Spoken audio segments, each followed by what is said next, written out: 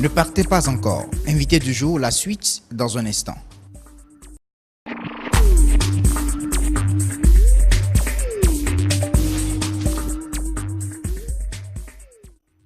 Bonjour Marcel. Bonjour Thio. Comment allez-vous? Je vais très bien. C'est un plaisir de vous retrouver, en tout cas ce matin, pour parler de l'équilibre personnel et à travers en tout cas l'auto-coaching. C'est cela. Comment retrouver son équilibre, comment retrouver l'équilibre personnel à travers l'auto-coaching. Tout d'abord, commençons par définir ce que c'est que l'auto-coaching. Alors merci Arthur, c'est un plaisir renouvelé pour nous d'être en contact avec le public de BB24, qui est un public sélectionné parce que nous regardons beaucoup BB24 parce que nous savons qu'il se passe des choses qui concernent surtout le développement. Voilà, merci. Alors, comme me le disait un vieux la dernière fois, mais écoutez monsieur, je suis câblé sur BB24 parce que j'apprends beaucoup. Alors c'est tant mieux que nous nous retrouvons ce matin avec nos téléspectateurs. Alors l'auto-coaching déjà, c'est la capacité à se fixer des objectifs, à pouvoir jouer le rôle d'arbitre soi-même et pendant qu'on joue le rôle d'arbitre, à pouvoir être en train de travailler pour retrouver l'équilibre de vie personnelle. C'est pour cela que nous avons pu joindre ou pu créer un lien entre l'auto-coaching et l'équilibre de vie personnelle. De vie personnelle. Voilà. C'est quoi alors l'équilibre de vie? À l'équilibre de vie, vous vous rendez compte, il est arrivé à plusieurs personnes de devenir de grands succès, parlant de leur vie ou parlant de leurs finances ou de leur carrière, mais il se retrouve que des gens ont des problèmes à la maison. Ils n'ont pas réussi peut-être à construire le foyer de leurs rêves, ils n'ont pas réussi à avoir l'harmonie du couple qu'ils désirent, ou du moins, il se passe beaucoup de choses dans leur vie de couple, par exemple, qu'ils n'auraient pas désiré. Par contre, pour d'autres, c'est la vie de couple qui est très bien nourrie, une vie de couple bien équilibrée. Tout le monde est content, la joie à la maison, mais ils n'arrivent pas à atteindre leurs objectifs financiers, des objectifs de carrière.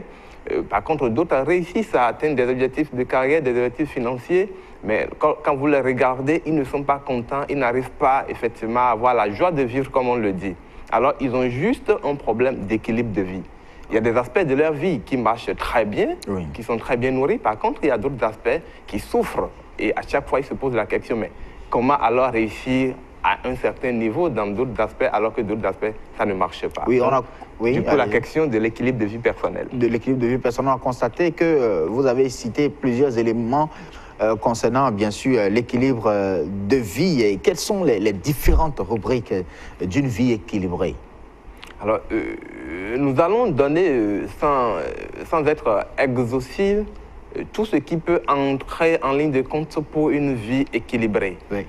Nous comprenons qu'une personne qui se porte très bien, c'est une personne, par exemple, qui arrive à atteindre ses objectifs financiers. Vous devez avoir des objectifs financiers, par exemple, vous devez savoir quel doit être le niveau de vos fortunes. Si vous travaillez pour vos finances et que vous réussissez effectivement à atteindre vos objectifs financiers, vous devez travailler également pour avoir une vie, par exemple, de carrière très bien nourrie. Il peut arriver que vous ayez un très bon salaire, que vous soyez très bien payé à votre poste, mais que vous ne réussissez pas effectivement à avoir la joie de vivre, à avoir la passion de travailler, à aller à votre boulot comme si vous allez sur un aire de jeu.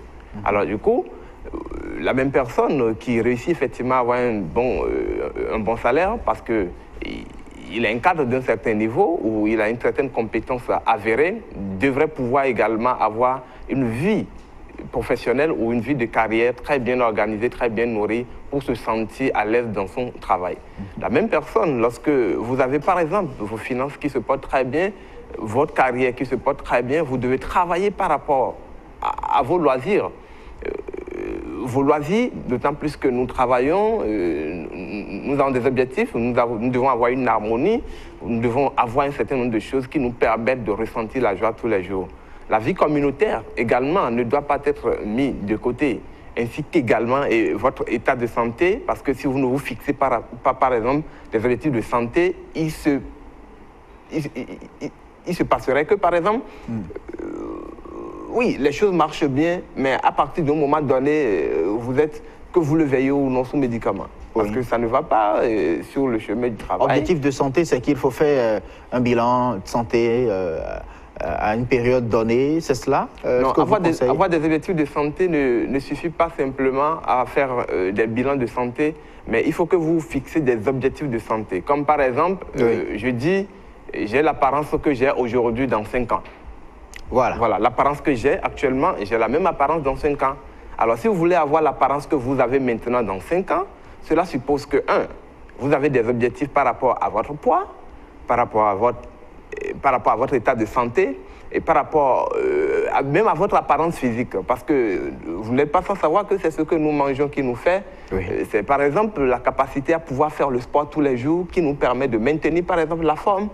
C'est peut-être par exemple notre capacité à dire non, je ne mange pas ceci, oui, je mange cela, en fonction des objectifs que vous voulez atteindre.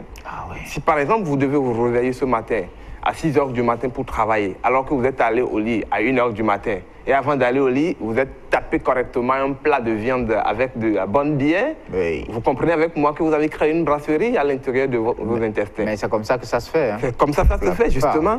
Mais quelqu'un qui a des objectifs, par exemple, de santé, se dira, mais écoute, demain matin, je dois pouvoir bien me réveiller, je dois me réveiller léger, je dois pouvoir faire face à mes défis professionnels sans gêne. Alors, pour cette raison, pour des raisons, par exemple, de santé, je ne mange pas avant de me coucher parce qu'il fait tard. Il dira simplement, je mange par objectif. Mais par contre, vous devez pouvoir prendre les 3 repas de la journée, ce n'est pas exclu. Si vous prenez les 3 repas de la journée à des heures qu'il faut, comme il le faut, avec ce qu'il faut manger, vous n'avez pas de problème généralement. Mais il se fait que nous avons de l'indiscipline par rapport à notre état de santé et nous faisons des choses sans les faire pour des objectifs bien sûr fixés par rapport à nous-mêmes. Donc je dis aux gens, moi je n'ai pas de régime, mais je mange par objectif. Je mange par objectif parce que chaque aliment que vous prenez a des conséquences ou a des impacts sur votre état de santé. Et oui, ces conséquences ne sont pas que des conséquences positives. Mais et tout ça participe à l'équilibre, à une vie équilibrée. À une vie équilibrée naturellement. Parce que si vous avez le plus gros salaire au monde, si vous avez la plus grosse fortune, et que tous les jours vous devez tourner, vous devez courir à l'hôpital, c'est un problème. Mais oui, il peut arriver que des gens soient nés vraiment avec des maladies auxquelles ils ne peuvent pas facilement s'en débarrasser. Mais en général, nous ne faisons pas beaucoup attention à ces choses. Nous n'évoluons pas comme des gens qui ont besoin d'avoir des résultats très précis parce qu'ils veulent avoir ceci, cela. Regardez, celui qui dit « je veux devenir riche », à chaque fois qu'il est en face des décisions financières, il calcule, il se pose des questions, il se regarde, il ne va pas comme irait par exemple quelqu'un qui n'a pas les mêmes ambitions financières comme lui. Mais par contre, lorsque vous prenez 2 personnes et que quelqu'un dit « mais écoutez, tel que moi je suis, je veux demeurer ainsi dans 5 ans, dans 10 ans, dans 20 ans », à chaque fois qu'il veut agir par rapport à ce qui entre en ligne de compte pour son état de santé, il se pose des questions. Alors, en faisant ceci, quel résultat je peux avoir? Si le résultat ne correspond pas à ce qu'il veut, il dit « je ne le fais pas ». Et c'est ce que nous mettons dans manger pour des objectifs. Alors, nous avons parlé effectivement des finances, nous avons parlé de votre carrière, nous avons parlé du loisir, nous avons parlé également de l'état de santé, mais il faut également que nous parlions de la communauté. Parce que vous n'êtes pas sans savoir, Axiom, à un moment de la vie, quelqu'un a dû bénéficier d'une main invisible pour devenir ce qu'il est. Alors il faut retourner l'ascenseur à des gens qui sont en bas et qui veulent aussi ascender, qui veulent aussi aller en haut. Donc moi j'appelle ça une dette sociale. Lorsque vous réussissez ou lorsque vous êtes dans la vie et que vous avez la capacité de faire des choses, il faut être reconnaissant envers la nature en payant sa dette sociale. Jim Rohn l'appelle le 10e de ce que vous gagnez. Alors comment investir le 10e de ce que vous gagnez en faisant des œuvres sociales? Vous devez en faire un objectif et un objectif communautaire. Vous devez également... Mais pas le faire avec des caméras derrière. Non, ça dépend. Hein. Je vois aujourd'hui beaucoup de personnes qui, lorsqu'ils veulent donner par exemple 10 sacs de riz à des gens, ils invitent des caméras, c'est autre chose. N'allons pas sur ce terrain, c'est autre chose. C'est pour des objectifs bien à but lucratif, contrairement à ce qu'on peut penser. Mais nous parlons de ce que vous faites, ce qui vous donne la chair de poule, qui vous donne l'impression que vous êtes libéré de votre dette sociale. C'est ça. Vous comprenez? Donc, lorsque vous faites toutes ces choses-là, vous devrez pouvoir être en harmonie avec vous-même. Et lorsque vous vous retrouvez en harmonie avec vous-même, alors vous direz simplement que vous avez une vie équilibrée. Alors, de tout ça, de tous ces éléments, quoi privilégier? Alors, en réalité, rien ne doit être laissé pour compte. Ah oui? Rien ne doit être laissé pour compte. Et je vais vous donner un petit exemple. Je connais un monsieur qui est immensément riche. Mais pour devenir riche, il a dû vraiment faire des sacrifices. Quand je parle de sacrifices, il n'a pas sacrifié des animaux. Mais il a vraiment fait des sacrifices en termes de temps, en termes de valeur, en termes de disponibilité. C'est ça. Alors, il a couru tout le temps derrière tout ce qui est matériel et financier. Il a travaillé, effectivement, il a atteint un niveau financier. Mais ce niveau atteint, il regarde derrière lui. Quand il rentre à la maison, il n'y a personne pour lui dire « Bonne arrivée, papa ». Oh. Alors, bonne arrivée, papa, parce que pendant qu'il travaillait par rapport à ses finances, pendant qu'il travaillait par rapport à son matériel, il n'a pas eu le temps de dire « Écoutez, mais pourquoi je fais tout ça? Est-ce que j'ai des rêves d'avoir un jour un enfant qui puisse me dire « Mais bonne arrivée, papa », une épouse qui m'accueille à la maison ?» Il ne s'est pas posé la question. Il s'est dit « Devenir riche ou rien ». Et voilà, il est devenu riche. Alors, la richesse à qui? Il rentre dans une belle maison bien construite et il n'y a personne pour l'accueillir. Une maison vide, remplie de meubles. Vide, mais remplie de meubles. Alors, oui, il n'est pas devenu riche par hasard, mais il a échoué. Il a échoué par rapport à sa vie de couple par hasard parce qu'il n'a rien prévu. Il n'a rien investi. Alors, la même personne, il suffisait qu'il dise, mais écoutez, effectivement, j'aspire à un certain niveau de vie financière, mais également, je voudrais avoir une vie de couple bien nourrie. Alors, en se le disant, il a cette petite attention, il a ce petit moment-là qu'il passe, qu'il consacre à la personne à côté ou des gens qu'il rencontre sur son passage et qui pourraient l'aider, pourquoi pas, à atteindre cet objectif de vie de couple. Et il ne passe pas à côté nécessairement parce qu'il investit du temps, il investit des ressources et au même moment qu'il travaille pour ses finances. Alors, il a une vie de couple très bien nourrie parce qu'il a investi du temps et des ressources. Et il a également réussi financièrement, mais malheureusement, puisqu'il n'a rien fait alors, il est devenu un grand succès financier, mais il rentre à la maison toujours avec la migraine. Ah oui, ça c'est vraiment quelques leçons, quelques tactiques en tout cas pour avoir une vie équilibrée. Qu'est-ce qui peut arriver à celui qui ne travaille pas pour avoir une vie équilibrée, pour l'équilibre de sa vie? Alors, Aptium, il y a un instrument qui m'inspire beaucoup lorsqu'on parle de l'équilibre de vie. Je ne sais pas si vous connaissez le balafon. Ouais. Voilà. Ah ouais, c'est comme ça. J'aime bien ça. Alors, le rythme et le son que donne le balafon m'intéresse très peu, mais ce qui m'intéresse sur le balafon par rapport à l'équilibre de vie, c'est la forme irrégulière. Okay? Lorsque vous prenez un balafon, il y a des endroits où c'est bien réduit, où il y a des endroits où c'est... C'est pas comme les doigts de la main. Voilà. Il y a des endroits où il n'y a rien qui est régulier sur le balafon. Oui. Lorsque nous dessinons, par exemple, la courbe de la vie de quelqu'un qui a une vie déséquilibrée, ça ressemble exactement à un balafon. Ah. Il y a des aspects, par exemple, dans lesquels la personne investit ses ressources, son temps. Ces aspects marchent très bien. Et quand vous voyez ces aspects sur la courbe, c'est des aspects sur lesquels la courbe est très bien élevée. Mais les choses par rapport auxquelles la personne n'investit rien ou ne constituent pas comme des objectifs à atteindre, vous les regardez, c'est complètement bas. Alors, simplement, ce qui peut arriver à quelqu'un qui ne travaille pas pour une vie équilibrée, il aura simplement une vie de balafon. Une vie de balafon, voilà. C'est pas souhaitable, hein? Et pas du tout.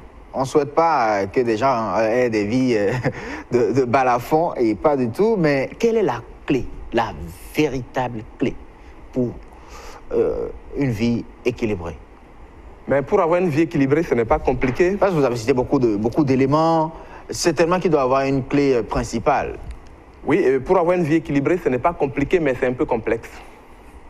Ce n'est pas compliqué, mais c'est complexe. Alors, il suffit simplement de faire de sa vie comme des objectifs à atteindre. Moi, je dis, le bon Dieu nous a créés, il a dit, allez dompter la terre, transformer la terre. Oui. OK? Alors, votre capacité à vous fixer des objectifs, à dire, voilà là où je veux aller, et à demander la bénédiction du grand Manitou, vous permettra de devenir un grand succès. Alors, dominer, assujettissez. Oui, assujettissez la nature, dompter la nature, faites de la nature ce que vous voulez, mais vous vous rendez compte. OK? Alors, si vous avez des objectifs que vous vous fixez, il faut vous poser la question, les 24 heures de la journée, j'investis ça dans quoi? Bébé 24. Oui, les 24 heures de la journée. En quoi je l'investis? Dans Bébé 24. Oui, il y a 24 heures. 24, voilà. Alors, les 24 heures de la journée, je l'investis dans quoi? Oui. Et pas peur de ne pas pouvoir, par exemple, payer ses factures à la fin du mois, et nous nous voyons en train d'investir les 24 heures de notre journée dans le travail. OK? Ouais. Alors, vous travaillez le matin, du matin jusqu'à 18h à 19h pour certaines personnes, et quand ils rentrent, la peur de ne pas se voir dehors ou de ne pas se voir incapable de payer leurs factures à la fin du mois, les amène à continuer le travail jusqu'à 1h, jusqu'à 2h du matin, sans réserver la moindre attention à des gens qui sont autour d'eux. Mais cela simplement, il va de soi que comme nous venons de le décrire, pour quelqu'un qui a une vie de carrière ou une vie financière bien nourrie ou bien réussie, cela il va de soi qu'il échoue familièrement. Alors, qu'est-ce qu'il faut faire? Dessinez votre vie comme un plan que vous le construisez, mais en disant, qu'est-ce que j'ai les 24 heures d'une journée? Okay? J'ai des ressources temps, j'ai des ressources santé, alors que je voudrais investir, par exemple, pour accomplir tous les objectifs que je vais atteindre pour avoir une vie équilibrée. Et en se le disant, quand une journée finit, vous avez une checklist qui vous permet de savoir, mais qu'est-ce que j'ai investi aujourd'hui par rapport à l'entretien de mes finances? Qu'est-ce que j'ai investi aujourd'hui par rapport à mon état de santé? Qu'est-ce que j'ai investi aujourd'hui par rapport à ma carrière? Qu'est-ce que j'ai investi aujourd'hui par rapport à mon loisir?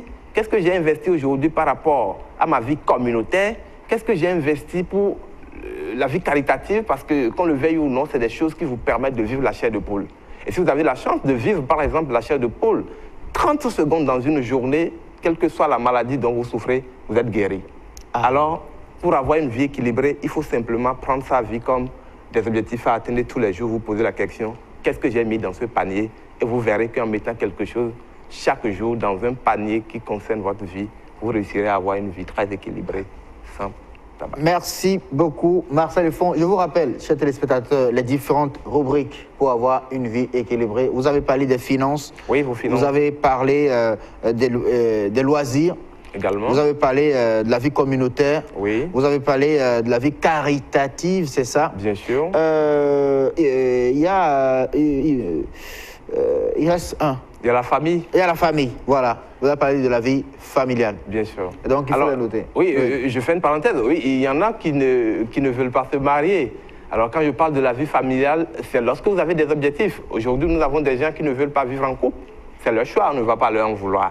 Alors, en dessinant la courbe, on verra qu'effectivement, ils n'ont pas des objectifs de famille à atteindre, mais il y a des gens à la maison qui les reçoivent tous les jours et il faut qu'ils investissent un peu de temps, un peu d'attention, afin qu'en rentrant, à défaut d'avoir une épouse ou un époux ou des enfants, que quelqu'un puisse bien les accueillir afin qu'ils puissent avoir la chaleur humaine. Ne partez pas encore. Invité du jour, la suite dans un instant.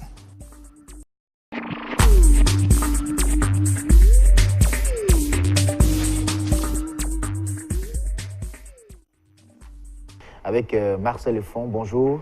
Bonjour, Action. Coach, motivateur, on est ensemble depuis en tout cas un bon moment et merci de votre fidélité. C'est moi qui vous remercie. Alors, qu'est-ce qui nous vole en général notre temps? Alors, merci Action. Le mercredi passé, nous avons échangé sur ce même plateau sur l'équilibre de vie. Voilà. Nous avons échangé sur l'équilibre de vie en retenant que nous devons travailler un certain nombre de choses dans la vie afin de se sentir à l'aise, afin que lorsque nous dirons que nous sommes un succès, que nous n'ayons pas un succès de balafon, mais que ça soit vraiment un succès où on retrouve que dans tous les aspects qui rentrent en ligne de compte pour la vie, nous ne sommes pas médiocres. Oui. Voilà. Alors aujourd'hui, nous allons voir comment est-ce que nous utilisons notre temps pour atteindre ces innombrables objectifs que nous considérons comme le balafon, au cas où ce n'est pas très bien équilibré. Voilà. La question, comment est-ce qu'il faut gérer son temps? Mais avant d'aborder la question, comment est-ce qu'il faut gérer son temps, nous avons quelques remarques sur la gestion du temps qui nous sont très habitués, que tout le monde sait. La première remarque que je fais sur la gestion du temps, c'est que la plupart du temps, comme vous le savez, nous laissons les choses de moindre importance prendre le pas sur les choses qui ont de grande importance dans notre journée. Lorsque tu prends quelqu'un qui travaille dans une entreprise, il a beaucoup d'instances, il a beaucoup de choses sur lesquelles il est en retard, mais il ne s'empêche pas d'aller passer 30 minutes, 45 minutes, voire parfois 1 heure de temps dans le bureau du collègue qui est à côté afin qu'on puisse échanger de tout et de rien.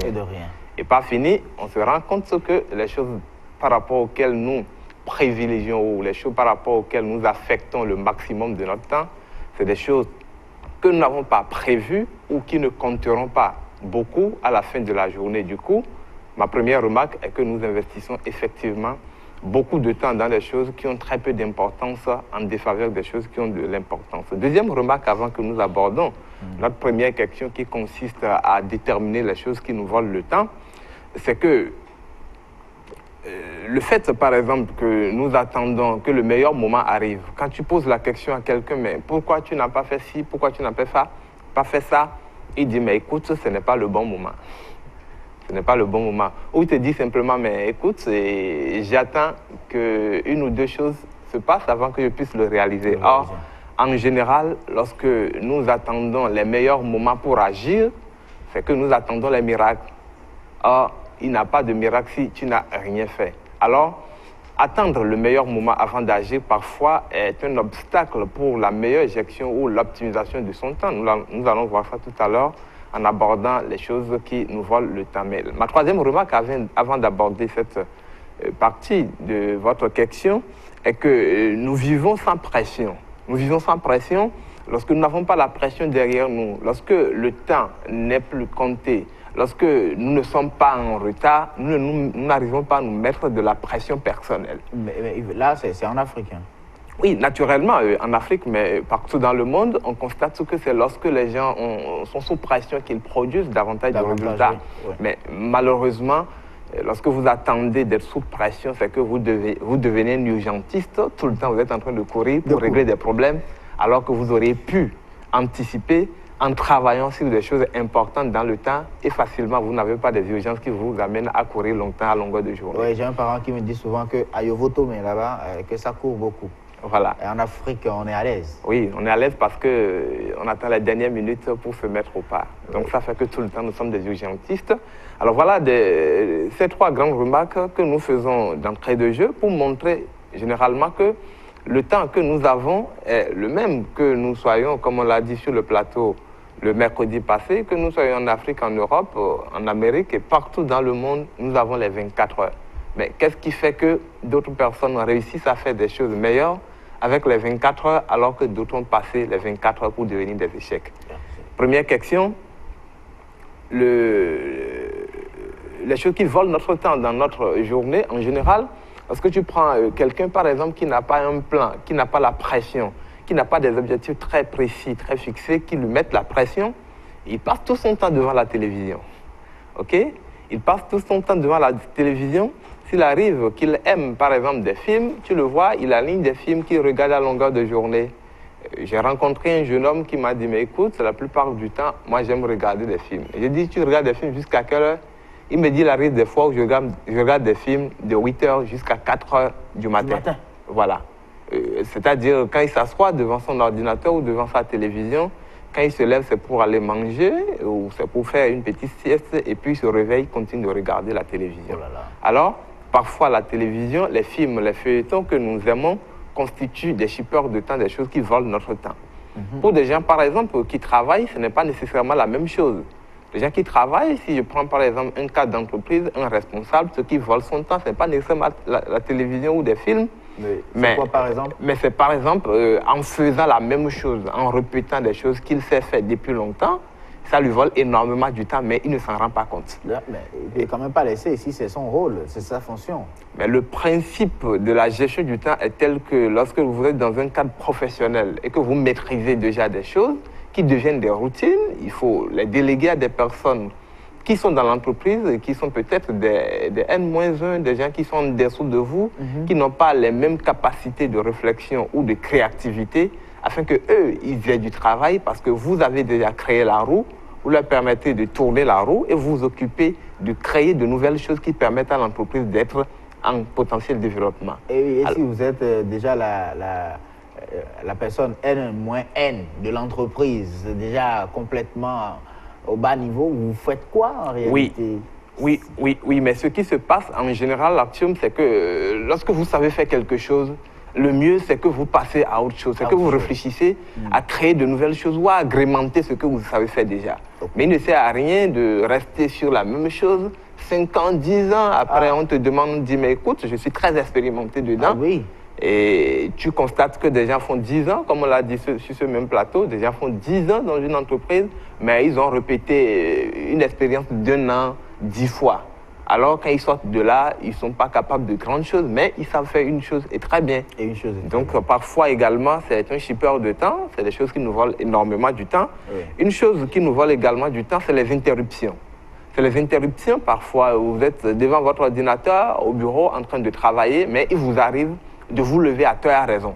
Vous ne savez pas pourquoi vous vous levez, mais vous avez envie de vous lever. Vous levez, vous passez à côté, vous dites quelque chose qui n'est pas nécessairement important. Ou c'est votre téléphone qui sonne, à chaque fois, vous êtes obligé de décrocher le téléphone pendant que vous avez prévu ou vous avez un objectif précis à atteindre devant votre écran d'ordinateur. Alors, parfois, les interruptions du travail sont des shippers de temps, en ce sens que lorsque vous arrêtez de travailler, que vous passez un coup de fil, si c'est un coup de fil qui vous met dans un état émotionnel, alors que vous étiez en train de raisonner, vous étiez en train de faire un travail de raison, il va être très difficile pour vous de vous replonger dans ce travail rationnel en très peu de temps.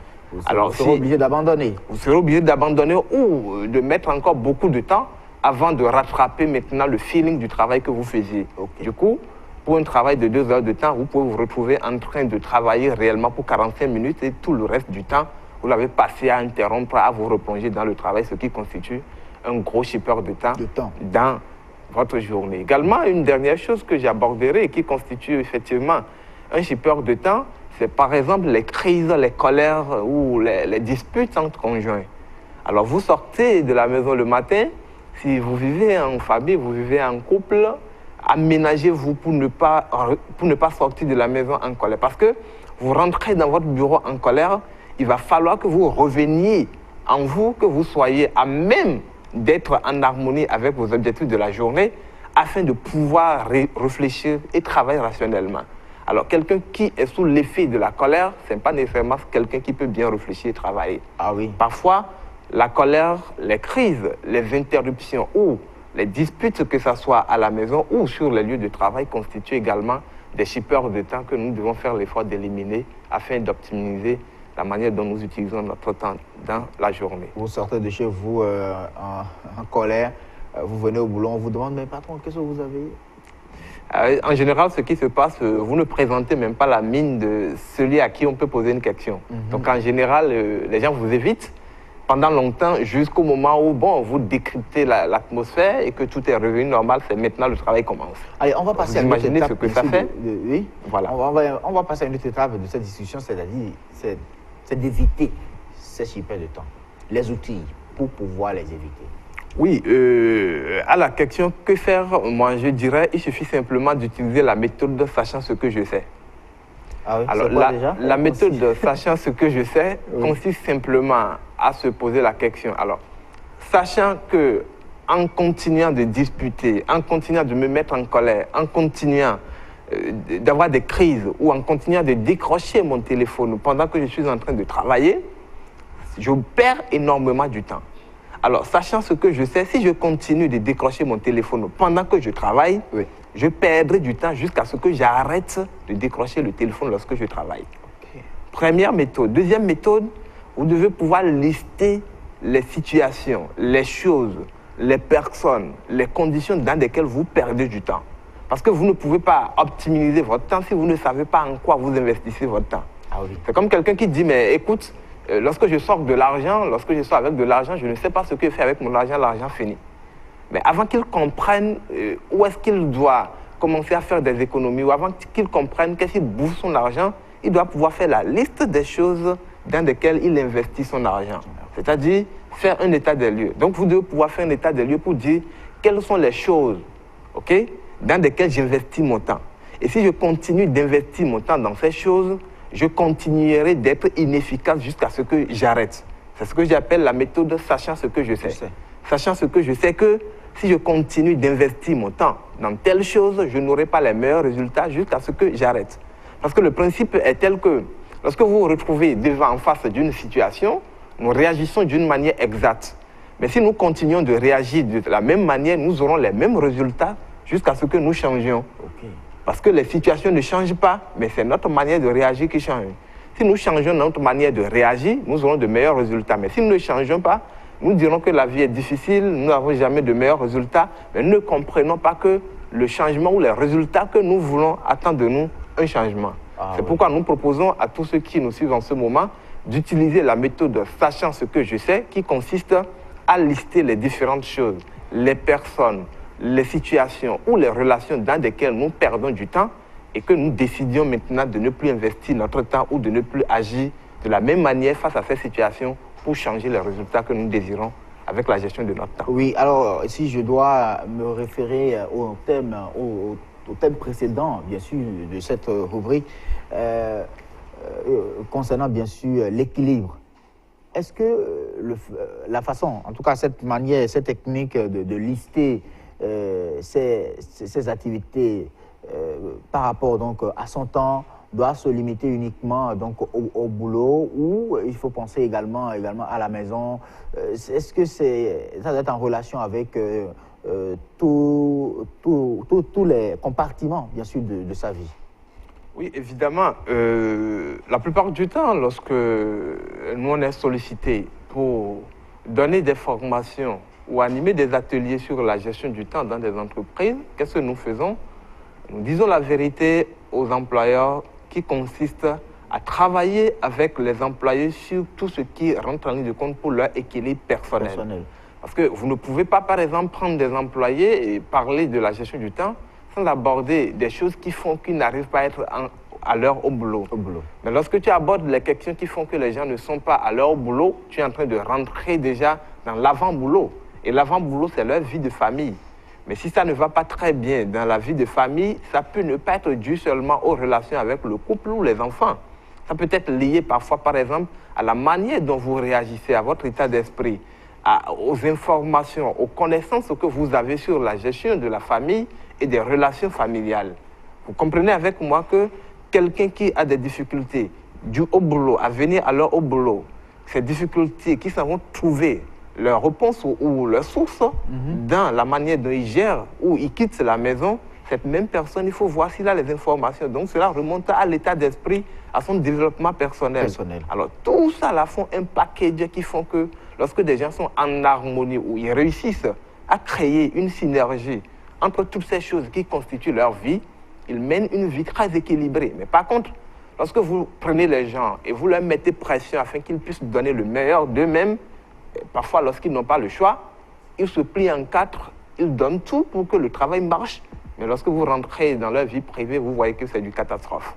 Donc, ce qui fait que, nécessairement, lorsque vous devez aborder des questions sur la gestion du temps avec des professionnels, il faut l'étaler sur les autres aspects de la vie, à savoir leur développement personnel, leur vie de couple, leur état de santé, leurs finances, leurs entreprises, leurs objectifs communautaires, caritatifs, tout ce qui fait l'équilibre de la personne.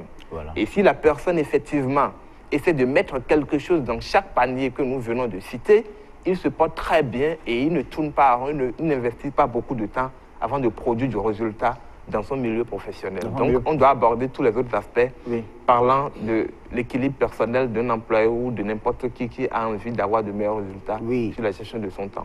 C'est vrai, un time is money, disent donc les Anglais.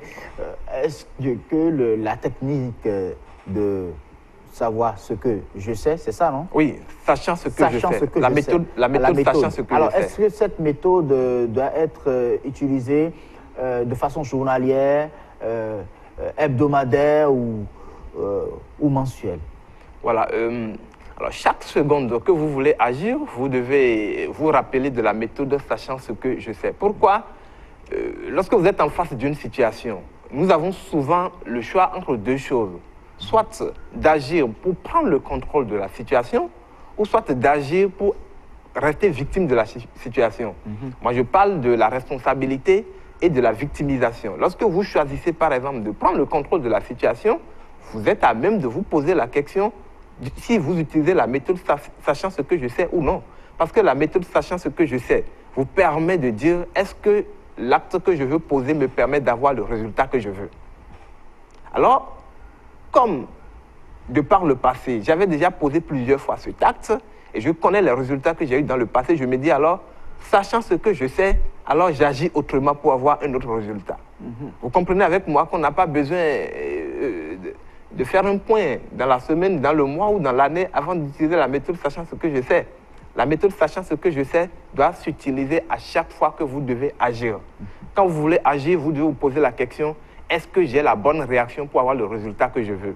Si je pense que le résultat que j'ai eu hier n'est pas meilleur ou que je ne désire pas avoir le même résultat, alors il faut que j'agisse autrement. C'est-à-dire prendre le contrôle de la situation plutôt que d'être le victime parce que je ne contrôle pas mes réactions pour avoir des résultats différents. Oui, mais vous savez, en matière de gestion de temps, il y a souvent des personnes qui sont déjà dans votre vie, qui gèrent, je vais dire, votre temps avec vous. Par exemple, c'est votre un partenaire qui sait déjà qu'à telle heure, telle personne doit me rendre visite, ou c'est un collègue qui sait qu'à telle heure, nous allons souvent manger à tel endroit où nous faisons telle ou telle activité. Et qu'un jour, vous ne voyez pas que ce sera un peu difficile, je dirais même très difficile, de couper court avec ces habitudes.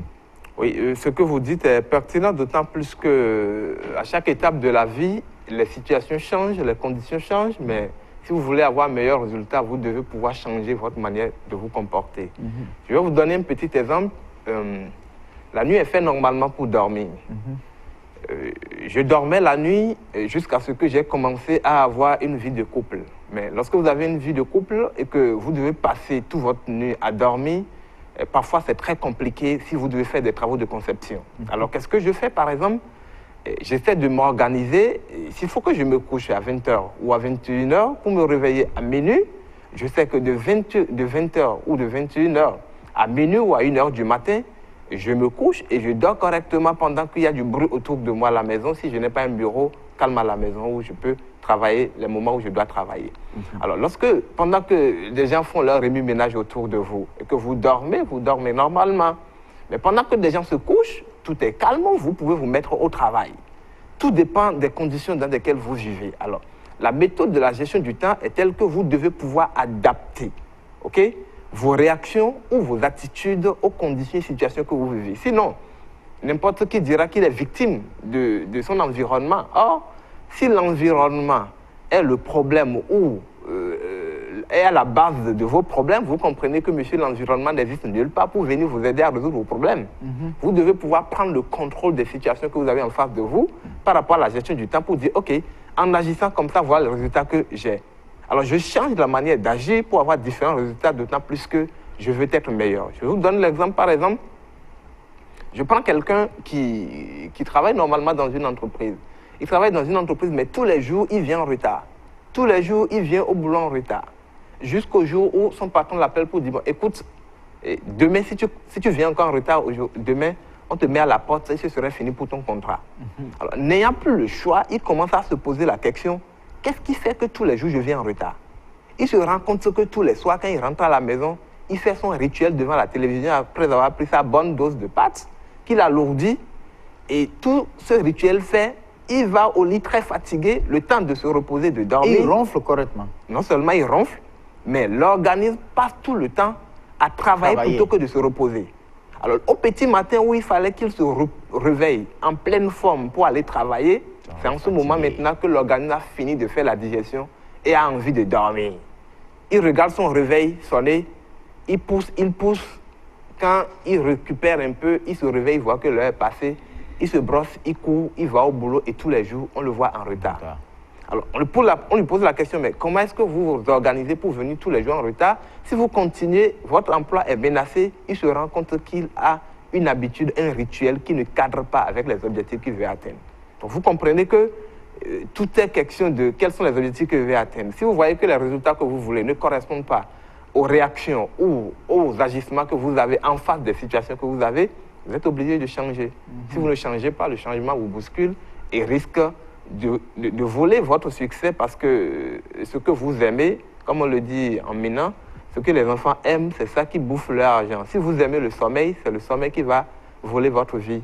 Si vous aimez le travail volera votre vie. Mais si vous aimez une vie équilibrée, vous mettrez quelque chose dans chaque panier de votre vie, vous aurez effectivement une vie équilibrée, une vie de succès. Une vie de succès. Mais alors, comment se fait comprendre par ces personnes-là avec qui vous gaspillez votre temps?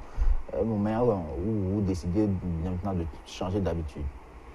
Oui, c'est difficile. Je dis quelque chose, nous avons le choix, même si nous pensons que nous n'avons pas le choix. On me dit, mais vous avez un téléphone qui sonne, on a un téléphone, quand ça sonne, on doit décrocher. Mais il y a deux choses. Il y a deux cas. Il y a deux cas. Il y a deux cas. Votre téléphone est pour votre convenance personnelle. Ça peut paraître arrogant, mais il faut que les gens comprennent, votre téléphone est pour votre convenance personnelle. Vous n'avez pas acheté un téléphone pour devenir standardiste parce que à chaque fois qu'on vous appelle, il faut que vous décrochez. Mais vous avez acheté un téléphone pour atteindre des objectifs précis. Alors, si vous ne connaissez pas les objectifs que vous devez atteindre avec votre téléphone, vous subissez votre téléphone, vous devenez victime de votre propre investissement. Vous savez ce que les gens disent de ces personnes? Non, Glad, il dit, il est trop orgueilleux. Oui, mais ce qui va se passer en fin de journée, c'est que vous avez 1000 choses à faire. Quand vous avez passé votre temps à être un standardiste, à décrocher votre téléphone, vous auriez aidé à résoudre les problèmes des autres, ce qui est une très bonne chose, mais sans jamais rien faire de votre plan que vous avez fait pour la journée. Alors, les choses qui vous volent le temps, ça peut être parfois des choses, ça peut être parfois des situations, comme on l'a cité, ça peut être parfois des relations ou même des amis. Mais il vaut mieux en découdre avec tout ça pour être sûr que vous êtes en train de faire ce que vous devez faire, pour être la personne que vous avez envie d'être plutôt que de faire pour plaire à votre relation ou à votre environnement ou aux choses que vous avez en face de vous pour qu'à la fin de la journée, vous soyez en train de pleurer. Oui, je pense que nous sommes à l'ère du développement où le monde étant devenu un petit village planétaire, la pression étant grande, beaucoup de choses ont changé, les gens n'ont plus le choix que de commencer à considérer les 24 heures de leur journée en sachant exactement ce qu'ils font avec chaque heure qui passe. Alors, êtes-vous en train de nous demander de ne pas répondre aux urgences? Alors moi, je réponds toujours au téléphone, mais j'ai rencontré une dame qui a beaucoup de responsabilités dans son entreprise, mais qui m'a beaucoup séduit dans la manière dont elle gère son téléphone. Lorsque tu l'appelles, quand le téléphone sonne 3 fois et qu'elle ne décroche pas, il faut comprendre qu'elle ne décrochera pas. Mais même si c'est une semaine après, elle te rappelle pour te dire, écoute, j'ai vu ton appel il y a une semaine, j'étais occupé, je t'appelle, je voudrais savoir en quoi je peux être utile pour toi. Ah bon? Ah oui. Pourquoi? Parce que... Et si c'était un client?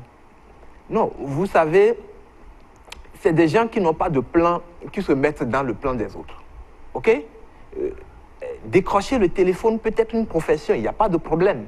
OK? Ah. Oui, décrocher le téléphone peut être une profession pour vous. Si vous êtes standardiste, vous décrochez votre téléphone quand ça sort. Mais si vous êtes un professionnel et que vous ne pouvez pas vous empêcher de décrocher votre téléphone, c'est un problème. Parce que le téléphone va sonner autant que se peut. Vous savez, quand vous décrochez le téléphone et que vous parlez 10 minutes au téléphone, même 5 minutes au téléphone, vous avez besoin de plus de 20 minutes pour revenir dans ce que vous êtes en train de faire. Alors, les 2 minutes passées au téléphone, c'est ça, nous comptons souvent, mais nous ne nous rendons pas compte qu'après, nous avons perdu 20 minutes derrière. Et si vous décrochez 4 fois le téléphone dans la journée, vous comprenez que ça fait 20 minutes fois 4. 20 minutes fois 4 dans une journée de 24 heures, vous imaginez ce que ça fait? Alors, oui, tout est objectif. Quels sont les résultats que vous voulez? Si vous avez du temps dans votre journée, il n'y a pas de problème. Décrochez votre téléphone autant que se peut. Voilà. OK? Moi, je suis un professionnel. Je ne m'empêche pas de bafouer les coups de fil de mes clients. Mais lorsque je ne peux pas le faire, alors je laisse le téléphone sonner. Et dès que je finis de faire ce que je fais, je rappelle ceux qui m'ont appelé ou je leur envoie des messages pour dire que j'étais occupé et que je suis disponible pour les recevoir maintenant. Eh bien, si après les avoir appelés, vous constatez que c'est un contrat que vous aviez donc perdu. Vous savez, Zig Ziglar dit « Soyez tellement bon au point où personne ne puisse vous ignorer ». Si ce que vous faites, vous le faites bien et que vous savez vraiment bien le faire, si simplement votre téléphone, vous ne le décrochez pas, les gens trouveront toujours un moyen pour vous joindre, pour que vous offrez cette prestation. Mais il y a 15 ans, il y a 20 ans, pour voir quelqu'un se déplacer pour aller le voir. Oui. Ou à la limite, on avait des téléphones conventionnels. À la limite, on avait des téléphones conventionnels. Mais personne ne s'est jamais plaint du fait que les gens ne se déplaçaient pas avec leur téléphone conventionnel. OK? Oui, je comprends aujourd'hui que les moyens de communication s'étant développés, on ne peut plus rester sans contact, mais le problème que le téléphone est venu régler ne doit pas être la source d'un nouveau problème, c'est-à-dire l'incapacité de pouvoir travailler parce qu'on est devenu standardiste, ne pouvant pas se séparer de son téléphone. Voilà. Je pense que ça paraît un peu arrogant, oui, mais pour des gens qui ont envie d'aller de l'avant, ils doivent prendre de la mesure, ils doivent avoir le contrôle des choses dont ils ont la responsabilité, comme par exemple le téléphone, qui est une chose qu'ils doivent gérer. S'ils ne le gèrent pas bien, écoutez, ça peut leur voler leur vie parce que 24 heures, c'est grand dans la vie d'un être humain. En tout cas, par ces temps qui courent, le téléphone, ça va très, très, très vite. C'est smartphone désormais, ou c'est Facebook, ou c'est le WhatsApp. Tout, je pense que la communication... Mais c'est très bien, c'est de très grands outils. Ailleurs, les gens ont dépassé le niveau de la gestion du téléphone. Mais chez nous, c'est encore un luxe qu'on soit tout le temps au téléphone. Quand je dis ailleurs, lorsque vous appelez quelqu'un qui est dans un pays comme ces pays-là que je vois, les gens ne décrochent pas à tort et à raison pendant qu'ils sont en train de travailler. Lorsque vous avez un contrat de 8 heures de travail chez quelqu'un et que vous passez votre temps à décrocher le téléphone, mais il vous licencie parce que décrocher le téléphone aussi, c'est du travail.